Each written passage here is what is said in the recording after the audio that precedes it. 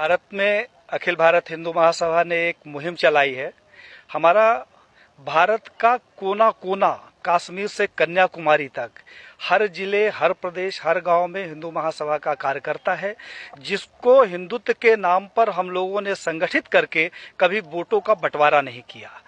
हिंदुत्व के नाम पर भारतीय जनता पार्टी आगे थी, इसलिए हम लोग चुपचाप थे और भारतीय जनता पार्टी को राजनीति में सपोर्ट करते थे।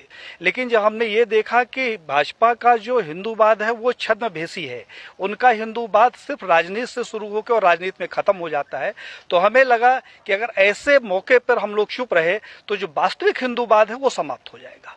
तो उस हिंदुत्व को जीवित रखने के लिए एक अभियान चलाया गया है, आज जिसकी शुरुआत उज्जैन से की जा रही है। मनीष सिंह चौहान ने पहला कार्यक्रम आयोजित किया है उज्जैन में, और इस तरीके का कार्यक्रम लगातार पूरे भारत के हर प्रांत में, हर जिले में जाकर हम लोग करेंगे। और हमारा उद्देश्य किसी से राजनीतिक प्रतिद्वंद्विता नहीं है, हमारा उद्देश्य राष्ट्रवाद है, हिंदूवाद है। भारत है तो धर्म है और धर्म है तो भारत है, दोनों की मजबूती हमारा सपना है और इसी मुहिम को लेकर हम आगे बढ़ रहे हैं। इस देश के मुखिया पीएम मोदी और गृह मंत्री अमित शाह के बारे में आप क्या कहेंगे? मोदी जी एक अच्छे मार्केटर हैं। जैसा एक हम लोग बचपन में कहानी सुनते थे कि साहब अच्छा मार्केटिंग करने वाला व्यक्ति जो होता है वो गंजे को कंघी बेच देता है।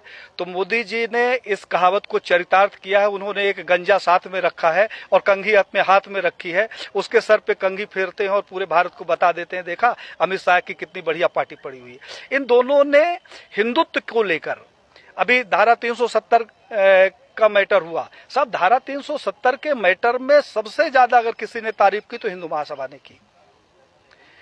जो मुकदमे न्यायालय के द्वारा होते हैं, जैसे राम जन्मभूमि, तो साहब जब न्यायालय के द्वारा हो गया तो इसका क्रेडिट मैं नहीं चाहता कि बीजेपी के पास जाए, क्योंकि बीजेपी का इसमें कोई योगदान नहीं है।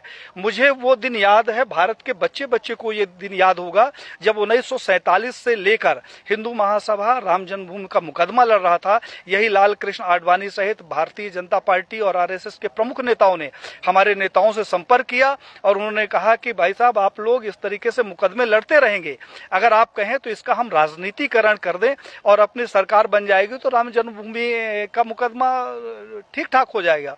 और साहब हम लोग साइलेंट हो गए, अपनी छाती में इनको बैठाकर पूरे भारत में रथ यात्रा निकाली और उस रथ यात्रा से इकट्ठा हुए 1400 करोड़ रुपए ये लोग डकार गए, जिसका आज हिसाब नहीं है। तो 1400 करोड़ रुपया ये खा गए। हिंदुत्व के नाम पर जो भी प्रखर नेता आगे आता है, कहने के लिए थोड़ा सा बुरी बात है लेकिन कहना जरूरी है, अशोक सिंघल जी को मैंने पत्र लिखा, हमने कहा 1400 करोड़ रुपया जो राम जन्मभूमि का इकट्ठा हुआ कहाँ गया। अशोक सिंघल जी से हमारा बड़ा आत्मिक लगाव था, उन्होंने उसका जवाब दिया और मुझे फोन किया कि पांडे साहब मैं अयोध्या जा रहा हूं, आप आ जाओ, आपसे कुछ बात करना है। मैं जब अयोध्या गया तो एक गले में वो पीला टॉवल रखते थे, उन्होंने जो शिला रखी हुई थी उसकी धूल झाड़नी शुरू कर दी। हमने कहा कि ये क्या कर रहे हो? बोला पांडे जी मेरा अंतिम सपना है कि किसी तरीके से मेरे जिंदा रहते ही ये मंदिर का निर्माण हो जाए। साहब उन्होंने, हमारी उनकी काफी गंभीर चर्चा हुई, उन्होंने कहा पांडे जी अभी नहीं तो कभी नहीं। तो हमने कहा क्या करोगे, आप लड़ तो सकते नहीं। बोले कि अब मोदी है और लड़ूंगा भी और विरोध भी करूंगा। और साहब अशोक सिंघल जी एक स्वस्थ व्यक्ति जिसके साथ हमने 2 दिन बिताया, वो दिल्ली जाता है और अचानक उसकी मौत हो जाती है। प्रवीण भाई तोगड़िया जिसके पास जेड कैटेगरी की सुरक्षा हो, जो पेशाब करने बाथरूम में जाता है तो पहले बाथरूम चेक होता है और वो रोड के किनारे लावारिस पड़ा मिले, उसके सिक्योरिटी का पता नहीं और उसका पता नहीं। कमलेश तिवारी जिसकी सिक्योरिटी के लिए 24 गार्ड नियुक्त थे, हमारे पास उसके पत्र हैं साहब, और उस आदमी की हत्या हो जाती है और हत्या का कारण सिर्फ ये होता है कि उसकी सुरक्षा में कमी कर दी जाती है। तो बीजेपी के समय में मैंने ये देखा कि जितने हिंदूवादी प्रखर नेता हुए हैं उनकी एक एक करके हत्या कर दी गई। अभी 2 तारीख को हमारे पास लखनऊ से फोन आया, हिंडोला थाना कोई पड़ता है, उन्होंने कहा हिंडोला थाना से बोल रहा हूँ पांडे साहब, गृह मंत्रालय से पत्र आया कि आपकी जान को खतरा है। तो हमने कहा क्या करूं? तो उन्होंने कहा आपको सुरक्षा देना चाहता हूं। हमने कहा दे दो भैया। बोले कहाँ गार्ड भेज दूं? मैंने अपने घर का पता बता दिया।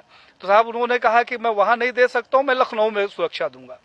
मैं रहता मध्य प्रदेश में हूं, पूरे भारत को मालूम है आईबी रिपोर्टिंग साहब हमारे घर की है, और सुरक्षा लेने के लिए मैं जाके थाने में बैठूं कि मैं मर ना जाऊं इसलिए थाने में रहूं। इस तरीके का जो इनका दोहरा चरित्र है वो अब हिंदुत्व के लिए हमें लगा कि एक खतरे के रूप में सामने आ रहा है। उस खतरे से इस देश को बचाने के लिए हम लोगों ने एक मुहिम चलाई है, जिसमें साधु संतों सहित देश के युवाओं का भरपूर सहयोग मिल रहा है, और ये अभियान अब रुकने वाला नहीं है।